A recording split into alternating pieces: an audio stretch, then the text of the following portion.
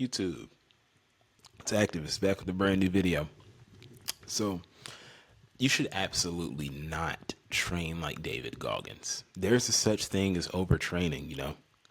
There's a such thing as doing too fucking much in the gym. And that's exactly what that is. It's excessive. It is absolutely excessive. It's good for setting like Guinness World Records if that's your goal, be great, but you're trying to build muscle. That's counterintuitive to your goals. Honestly, it is because that increases your risk of sustaining an injury, which could put you out of commission for more than just a few weeks and could really hinder your progress if you're like not even close to where you want to be at. Like if you're just getting started and you're training like David Goggins, you're fucking up big time. Do not train like David Goggins. Now, David Goggins has a reason to train the way he does. I'm sure he does. I'm sure he has a reason to train the way he does. But even with that, from his own words, from his own mouth, he has said that overtraining, him training like that, has done damage to his body. It's almost caused his body to shut down, which is something that can happen if you train that hard. So that's why I'm here telling you right now, don't train like David Goggins. You don't have to do that shit. Literally just training to failure up to the point where it hurts, that's good enough. Just training to failure is literally good enough. You don't have to try to train like David Goggins or any of these influencers out here. Train enough to where you can get to hypertrophy, which is pretty much training to the point to where your muscles are breaking down and rebuilding themselves. It's hypertrophy simplified. I'll do a whole video, a separate video on exactly what hypertrophy is and a full on deep dive into hypertrophy. But that's not what this video is about. This video is me telling you do not train like David Goggins.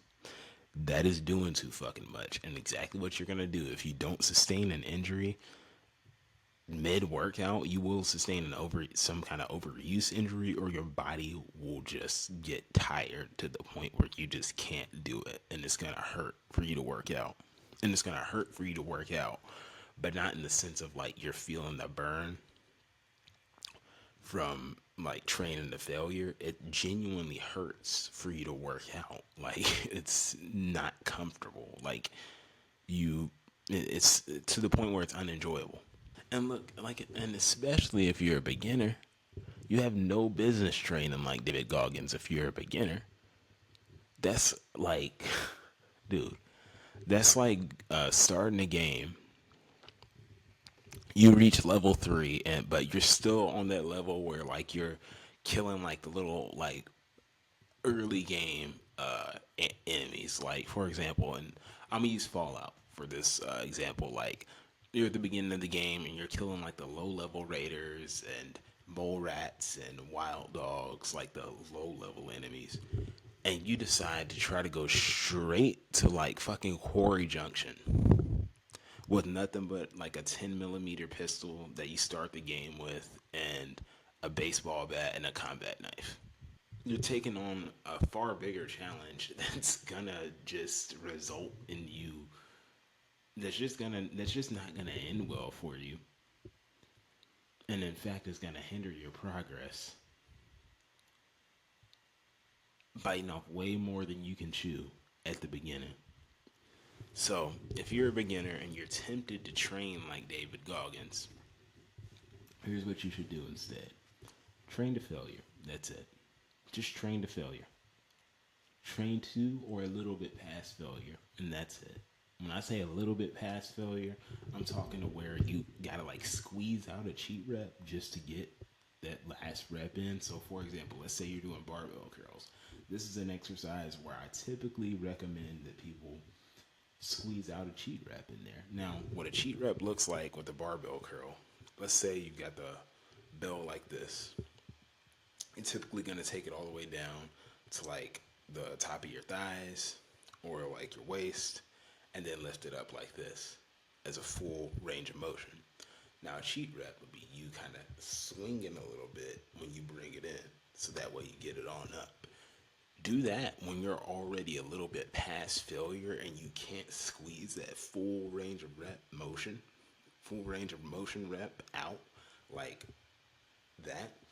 You can only go like that. That's when I'm okay. Yeah, squeeze out a cheat rep to do that. That's when I'm okay to train like David Goggins. But in that sense, you're training in a way that makes sense, in a way that's not going to hurt you. And when you train a little bit past failure, at the most, you just, before it even gets to the point where you overwork yourself to the point where like your body's like shutting down, or it gets to the point where you sustain an overuse injury, your body's gonna send you signals that it's time to wrap it up. And this is also how you have those workout sessions where you throw up at the end.